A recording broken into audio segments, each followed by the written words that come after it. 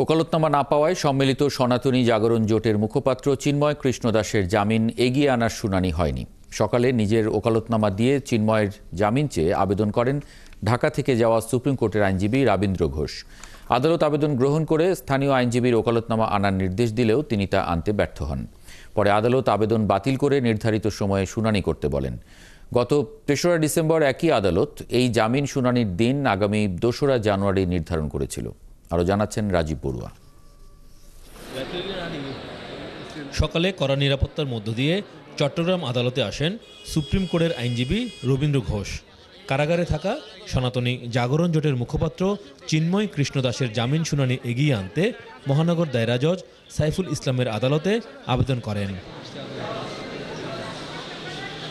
আদালত আবেদন গ্রহণ করলেও নিয়ম অনুযায়ী শুনানির জন্য চট্টগ্রাম আদালতের একজন আইনজীবীর ওকালতনামা আনার নির্দেশ দেন, কিন্তু চিন্ময়ের পক্ষে ওকালতনামা না পাওয়ায় আবেদনটি রেকর্ডভুক্তির আদেশ দেন। আজকে মুভ করেছিলাম, উনি আরেকটা লয়ার না থাকার কারণে এইবারের উনি এটা পেন্ডিং রেখে দিয়েছেন। এটা যদি রিজেক্ট হয় আমরা হাইকোর্টে যাব।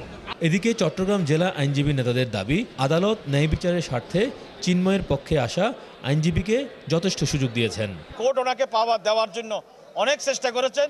বারবার ওনাকে বলা হয়েছে যে এইবারের যে কোনো একজন আইনজীবী আপনি এনে ওকালতনামা দিয়ে শুনানি করেন, আমি আপনার জন্য অপেক্ষা করব।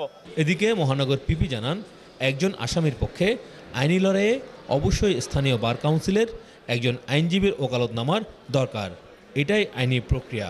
আইনগত বাধা থাকাতে অর্থাৎ নট মেনটেনেবল অ্যাপ্লিকেশন, সেই জন্য এটা আপনার রিজেক্ট হয়েছে এবং দরখাস্ত নথিভুক্ত করা হয়েছে। গত ৩১ অক্টোবর জাতীয় পতাকা অবমাননার অভিযোগে চিন্ময় কৃষ্ণ দাসের বিরুদ্ধে রাষ্ট্রদ্রোহ মামলা হয়। পরে ২৫ নভেম্বর ঢাকা থেকে এই মামলায় গ্রেফতার এবং পরদিন তাকে কারাগারে পাঠায় আদালত। রাজীব বড়ুয়া, ৭১, চট্টগ্রাম।